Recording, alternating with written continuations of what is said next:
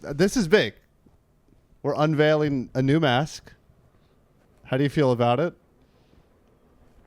It feels a little sexist. Welcome to Crime Time, a show where we talk all things criminal, unethical. I am former criminal, current comedian Ty Colgate with my co-host. We'll redact it. We'll bleep Every it. time. And here. Hello, I am Vanessa Hudgens in Spring Breakers. It looks better on you. And that's what we were saying. And you know what makes it really sing is the appreciation.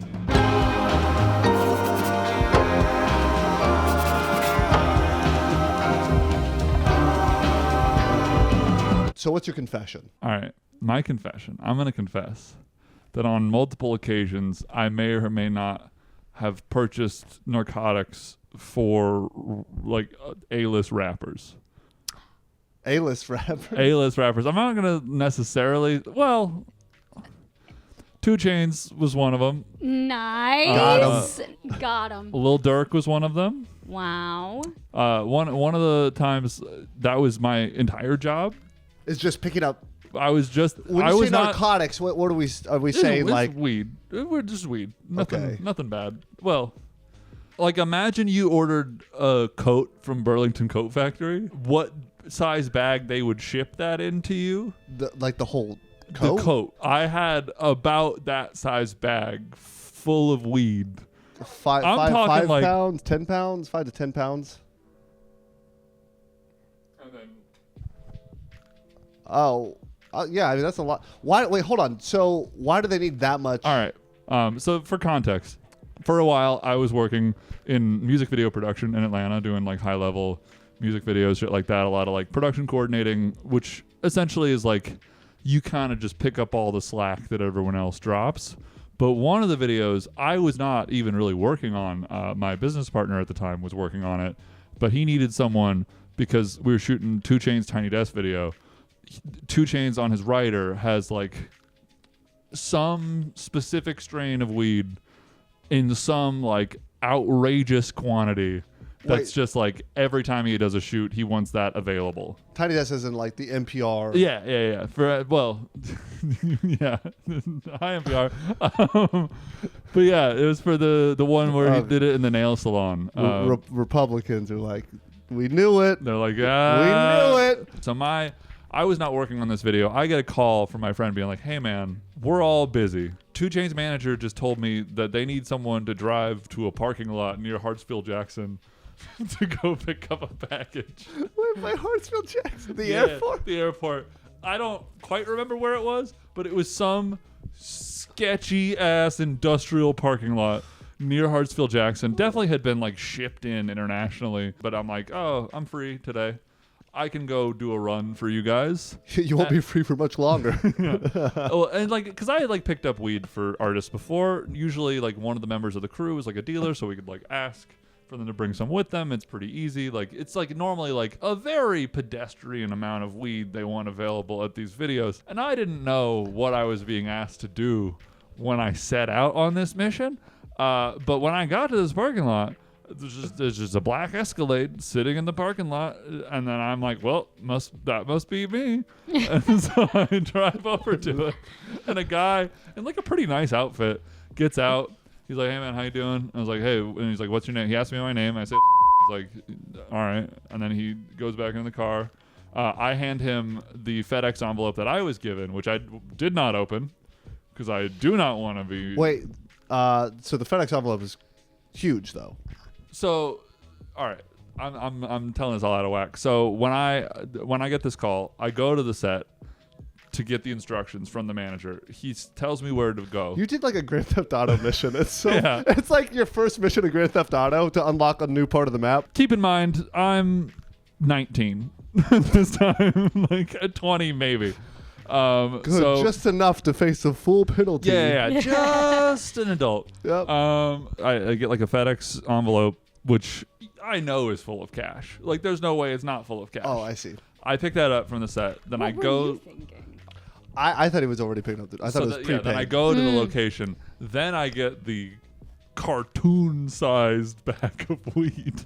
That's like Does 2 Chainz live in Georgia, or He does, I think. So I think this is like his guy. Probably has like a house there. This is like his guy. That's his main home is like Atlanta, because that's why we were shooting it there. Is because he. It's racist to assume that, by the way. Well, he's from Atlanta too. I have some experience with like drugs. Yeah. This is like an absurd amount. Yeah, I remember getting it, being like, "Wow, this is so physically large." Yeah. I was expecting it to be a lot heavier because I was like, I've never held this much weed before.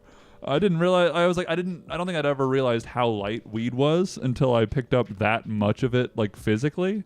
I was like, oh, this is so. It's like it felt like picking up like a giant like beanbag. I love the idea of a 7-foot man in a parking lot, like playing with a giant bag of weed. Like people drive, like state troopers driving by, going like, "What the fuck is?" It's like tossing it in the air like a little spinning toddler. it like a pizza. Yeah, I think it's a sign. I pick up this stuff. It's a very like, all right, man, like have a good, like stay safe, like easy exchange. I get him the money. He goes in there for like a minute, comes back out with the bean bag, the weed bean bag, and then he puts it in the back of my car. And there's like now weed in my entire trunk. Like it's like my Ford Flex trunk is like almost It's entirely. a big car. It's a big car. Almost entirely occupied with the bag of weed, and then I have to drive that weed to East Atlanta, which from the airport, which is like on the lower west side of Atlanta, to like East Atlanta, you gotta go 40. right through the. It's like a 40 minutes, but it's right through the middle of the city. So there's a lot of shit. Was there any plan discussed, like if you got pulled over? Was it just kill yourself? It was just don't tell them where you're going. It was like that was never mentioned, but like I think, and at the time I was like, sure, I'll do it for NPR. Anything for public media. I'll do a 2 Chainz music video and just do the crime and none of the helping out on the video part. So I dropped the weed off at the set. They're like, great, this is awesome, thank you so much. I see them open the bag, just. You know those little like cans of peanuts that have the snake inside that explodes out? It felt like that was going to happen with how much weed there was. Like it was packed to the brim. And then after the shoot is over, my business partner comes back to our shared domicile with what was left. Oh, that was only for that day's shoot? Yeah, I guess. But like I think it was supposed to end up with 2 Chainz, but I think he forgot it or something. So like they gave it to my business partner, my roommate, and we're like, hey, you go try to like return this. All this weed, it was, I guarantee, maybe a quarter less than what I had brought. I guess he had given like a couple eighths to people on set as like a thank you for working, because he was like, it was like through our production company, so it was all, I guess at the end of the day, like under our flag that this was all happening. So like at the end of the day, like the budget was up to us to balance, and so we, I guess, just had to become drug dealers to like make ends meet. Okay, what'd you do with what's left so over? I should have sold it. What I ended up doing was not buying weed for like a year.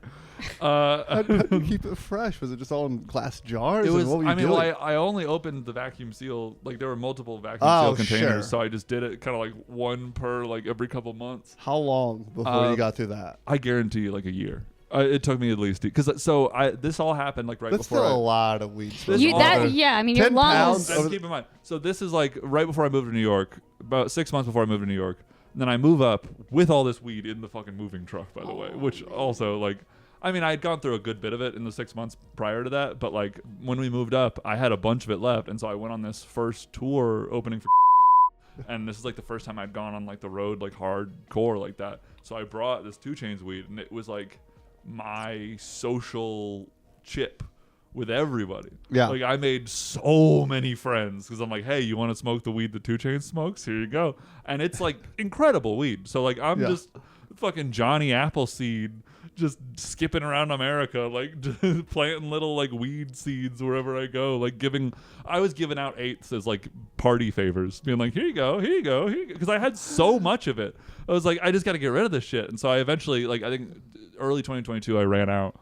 But so like we just ended up not talking to this production company again because the company that had hired us to do this video had screwed us on a previous shoot.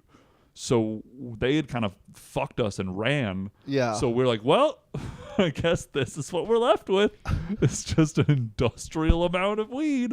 I don't know if we've had anyone on. Like, what's crazy? It's like I started the show to like talk more about like drug dealing and all that stuff. Yeah. But we haven't had anyone on that's like gone down that road. I was so close.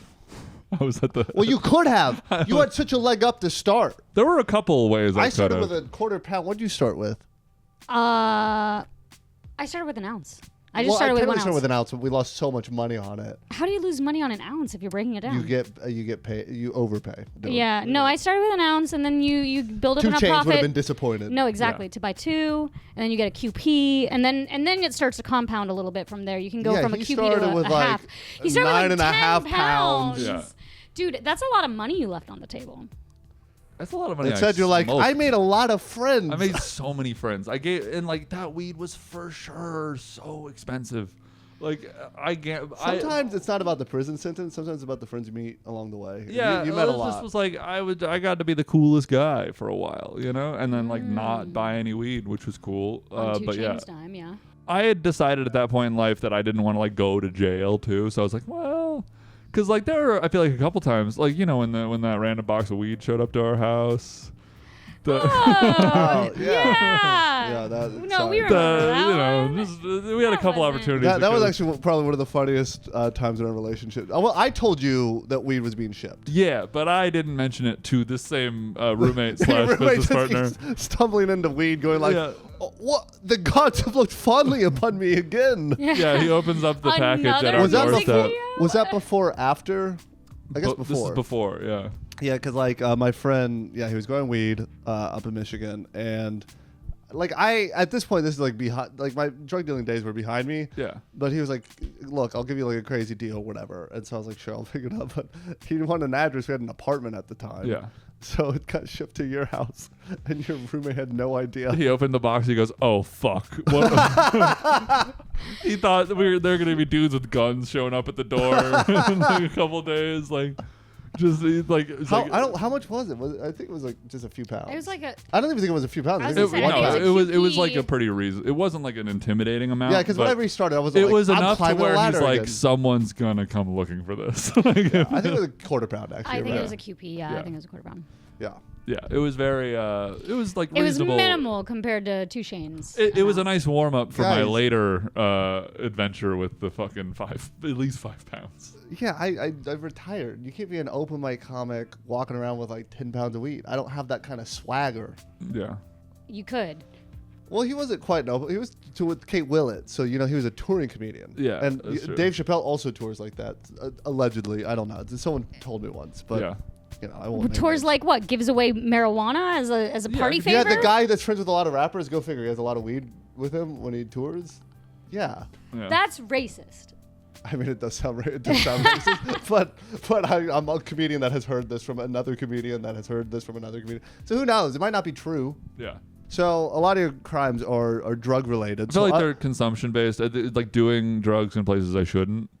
And honestly, I think the victim of the crime ends up being me more than anyone else. I have a new rule that I don't do psychedelics in like a mass crowd public anymore because of an earlier incident of me going to fucking Afro-punk on mushrooms, which was what a terrible idea. Afro-punk on mushrooms is so fun. As like a 18-year-old, something like that, 17 or 18 white boy going to a festival called Afro-punk in Atlanta. So I was one of 3 white people there, and I was like, I'm seeing Anderson .Paak, and I was like, I'm gonna do some mushrooms because I thought all drugs made public settings more fun, and I hadn't like learned how drugs really worked yet. How many shrooms did you eat? It was like probably a normal like 3.5 gram dose. Yeah, that's. It was like I was like. Because I googled like how much to do, and I remember being like 3.5. They're like, if you're not a pussy, 3.5. Yeah, well, it's like that's like the standard trip dose that they say, and I was like, well, I'm gonna trip. That'll be fun. And then, just what a choice it's that a was. ride. So I get to the concert. It took me a while to like for the mushrooms to hit. So I get to like the middle of the crowd. I'm locked in for Anderson .Paak. You're like you can't move at that point. Show starts. I'm having fun. I start to get like a little overwhelmed, but it's all going fine. And then I like you hit one of those like strides of like, this is great. I love this. I'm on like a real high. And then I'm like coasting for a minute. And then all of a sudden I hear, man, you guys are all killing it. You're all dancing. Look at that. Even that big ass white boy's dancing. And he points at me. I turn to see everyone look at me at the exact same time. And I fucking panic. I'm like the fucking couple at the Coldplay concert. I'm like, I just panicked and sat down in the middle of the crowd. Just like, oh, where'd he go? Like, I just fucking disappeared. So you went from like 7 foot to 5 foot? Yeah, 7 foot to sitting on the floor in a matter of seconds. And so I'm like panicking. I'm like, what the fuck have I done? Like I've been spotted doing nothing wrong, but I've been spotted, I guess. So then I'm like, I gotta get out of here. So I'm like, oh, how I get out of here is I'm gonna crawl backwards through the crowd. So I don't have to be seen again by standing up. So I'm just gonna crawl through people's legs. And I'm going to apologize. Are you the only white guy? Yeah. Okay. One of 3 white people in this entire festival. So 7 foot white guy crawling through the legs, being like, I'm so sorry. Oh, no. I'm so sorry. Just like through people's legs. The whole time I'm like, oh, I'm apologizing for brushing past their legs. They think I'm apologizing for slavery. Like it's all like, it's all like this is a reparations exhibit at Afro Punk. What you did for white people though that day. Yeah, there's a lot of black people going like, wow, they are really sorry. Yeah, instead of a beach ball going around, it's just a white man you can step on, like, just groveling. Like I'm so sorry. It's like, yeah, you should be. So I gave up about halfway through the crawl because I'd forgotten what. So are you still in the crowd? Oh my God, no. And then at that point, I'm just like, excuse me, I'm trying to get out of here. Excuse me. And then I just start talking at that point because I'd kind of forgotten the feeling of embarrassment that had made me sit down to begin with. Yeah. And then I kind of just left at that point. I was like, all right. And that's enough for me. The whole concert? Yeah. I went outside and I tried to catch an Uber and that took about an hour and a half. Were you wait, you were by yourself? Yeah. Oh my God! You went by yourself? Oh yeah, on 3.5 grams of mushrooms? Yeah, that's the crime. Yeah, that was a stupid idea. That's a fucking crazy idea. Crime against yourself. It was oh like my God. The 3rd or 4th times I'd ever done mushrooms, and the first time was I was dosed against my will. Second time was like, oh, this is pretty fun, and then this time was like me being like, I can do mushrooms now. I have a good handle on this. I'm a big boy. Yeah, and then I just fucked it up again. Wait, you were tricked into mushrooms? Yeah, first time I did mushrooms, I was like 14. I was hanging out with a guy who later ended up kind of fucking me over in life in a lot of different ways. But he was like, oh, me and my older brother and his friends are all going to a lake house. You should come with us, and like you'll be my +1, and then we'll all hang out and have a good time. Mm-hmm. And I was like, all right, love it. I just like wanted to become this guy's friend, so I was like, easily peer pressured at the time, sure. Yeah. I had not done anything really. I had smoked weed once, I think, at that point, but I never really drank before. I had never really done anything else before. We got to this lake house. It's like party weekend. So like I'm drinking, I'm smoking weed, I'm doing all sorts of crazy shit, which is like fine. That's normal. I feel like teenager, like, oh, you're 14 though. But like that's not crazy. I feel like for like drinking and weed to be like a 14. You can't judge anyone. You're from South Florida. But that's what I mean. I'm like, 14 is kind of young, even from a South. It's kind of young, but it's not unprecedented. It's not unprecedented. Like, but then the mushrooms happen, and that's where it gets unprecedented. That's unprecedented. Okay. So what happened was like this is like a very fratty group, so they love to prank and such. They're always fucking with each other and like doing stupid shit to make each other's lives worse. It's always so funny to drug someone. Love it. So they bring out a tray of sandwiches. I think they were PB&Js.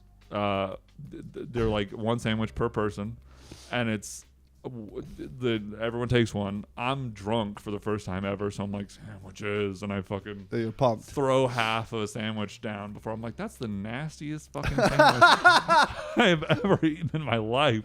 Like, that's vile. First off, let's be clear. Drugging someone, not funny, but your reaction very funny. It's like, why is this sandwich covered in like paper? Like weird sour paper.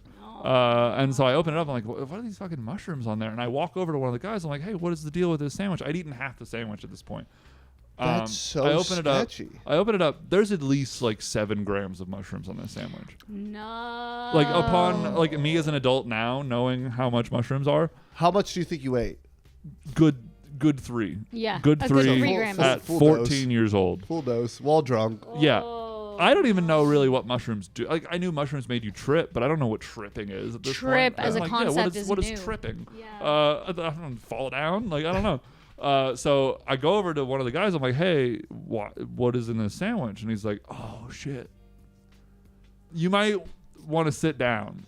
Just sit in that chair. Just like look at the lake. It's going to be chill. You're probably going to trip. It's chill. That's all he tells me. I'm sitting there. I'm locked in for a good couple hours. It's fine for the first couple hours. I'm coming up. I feel myself coming up. And then it all kind of goes fuzzy. Yep. I, at some point, wind up in the woods while it's dark by No. myself, running away from who knows what. Like something was chasing me into the woods, and then I was running away from that thing in the woods as well. I remember at one point I like fell and cut my leg, and I thought the trees were trying to eat me. Oh, so you were like having like an Evil Dead experience. I was scream crying through the woods near this cabin. By the way, he's the scariest thing you'd run into in the oh woods. yeah, Let me tell you, I if like you and me were out there, or like you're just out there, you're like trying to like, you know, have like a secret good time with like a girl. Yeah.